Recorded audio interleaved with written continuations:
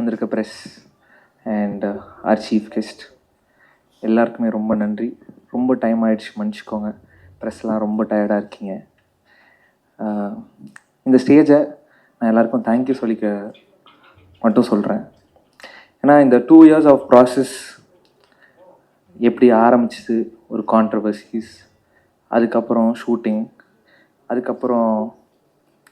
அதுக்கப்புறம் நடந்த பிரச்சனைகள், படம் ரிலீஸ் ஆகாமல் ஒரு பெரிய போன கேப்பு, இது எல்லாமே ஒவ்வொன்றுத்துலேயும் ஒன்று கற்றுக்கிட்டு ஒவ்வொன்றத்தையும் லெசனாக எடுத்துக்கிட்டு அது போகிறதுல எனக்கு ரொம்ப சந்தோஷமாக இருந்துச்சு.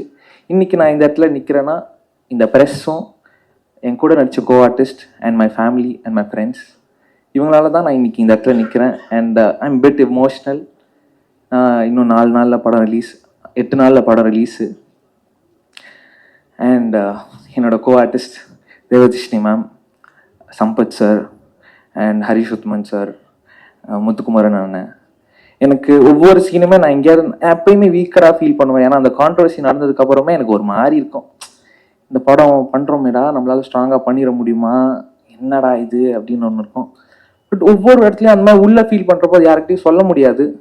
ஏன்னா நம்ம வீக்கராக தெரிஞ்சிருமோன்னு ஒரு பயம். ஆனால் அதெல்லாம் அவங்க புரிஞ்சுக்கிட்டு என் கூட ஒவ்வொரு இடத்துலையும் ஒவ்வொரு சீன்லையும் என் கூட பில்லராக இருந்தவங்க எல்லாருக்குமே ரொம்ப பெரிய நன்றி. முக்கியமாக தேவதர்ஷினி மேம். எனக்கு அவங்க இந்த படத்தில் மட்டும் அம்மா கிடையாது, எனக்கு நிஜம் லைஃப்லையும் ஒரு அம்மா தான். ஐ am very gifted for that. And my producer Rajalakshmi ma'am, அவங்க தான் பணம் போடுறாங்க. இந்த கான்ட்ரவர்சி நடந்தப்போ அவங்களுக்கு ஏதாவது ஒரு ஜட்ஜ்மெண்ட் இருந்திருக்கலாம், ஐயோ என்னடா இவன் இப்படி பேசிட்டாங்க.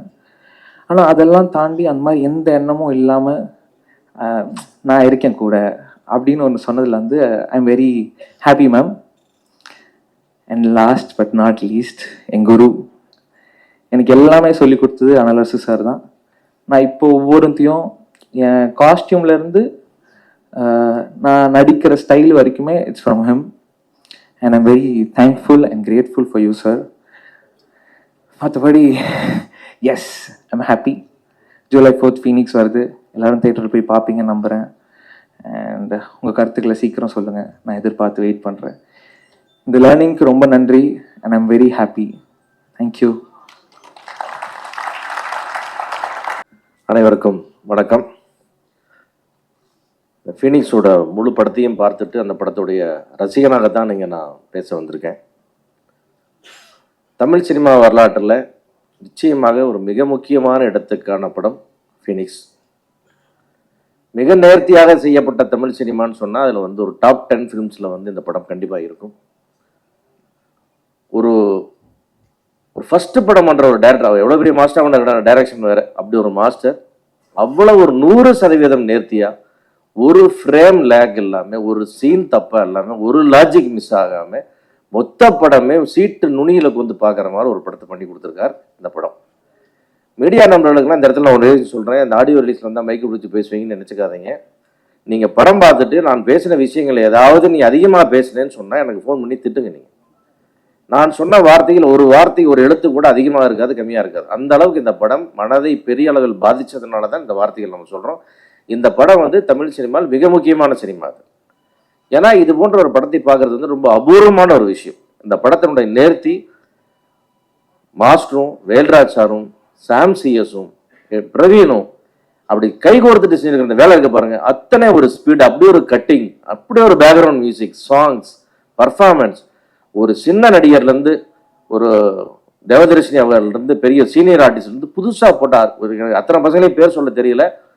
எந்த பையனையும் ஒரு பையனோட இன்னொரு பையனை குறைச்சே மதிப்பிட முடியாது. அப்படியே ஒரு பர்ஃபார்மன்ஸ். இந்த கருணாவா நடித்த எல்லாருமே இப்படிதான் ஒரு புதுசாக வர்றாங்க, இத்தினூன் இருக்காங்க, இப்படி பயமுறுத்துறாங்களேன்ற அளவுக்கு இந்த படம் ஒருத்தரையும் நடிச்சிருந்தாங்க. அதை உருவாக்கின சிப்பி நீங்கன்றதுனால அது அந்த மாறாட்டு உங்களுக்கு. ஆனாலும் கூட அந்த பசங்க எல்லாத்துக்குமே நான் ஒருத்தர் கூட சொல்ல, அவ்வளோ அந்த சின்ன பசங்க அத்தனை பேருக்கு ஒரு பெரிய ஃபீச்சர் தமிழ் சினிமாவில் இருக்குது. ஏன்னா அப்படி ஒரு பர்ஃபார்மன்ஸ். மீதி கேரக்டர்ஸ் நம்முடைய ரெகுலர் ஆர்டிஸ்ட் அத்தனை பேரும் அவ்வளோ அற்புதமாக ஒருத்தர் வேல்ராஜ் சார்லேருந்து எல்லாருமே அப்படி பண்ணியிருக்காங்க. ஏன்னா இந்த படத்தில் யாரை பாராட்டுறதுன்னே நம்ம வரிசையாக சொல்லவே முடியாத அளவுக்கு அற்புதமாக இருக்குது. அதனால் டெஃபினட்டாக இந்த படத்தின் இந்த ஆண்டுக்கான மிகச்சிறந்த இயக்குனருக்கான விருதை அனல் அரசுக்கு நம்ம இங்கேயே அறிவிக்கலான்றது என்னுடைய கருத்து. அற்புதமான விஷயம். ஏன்னா நம்ம சாதாரணமாக அப்படி சொல்ல வேண்டிய அவசியம் இல்லை. அந்த படம் பார்த்து ஒரு 2 மாசமா அதனுடைய தாக்கம் மைண்ட்லேயே இருந்துட்டு இருக்கு.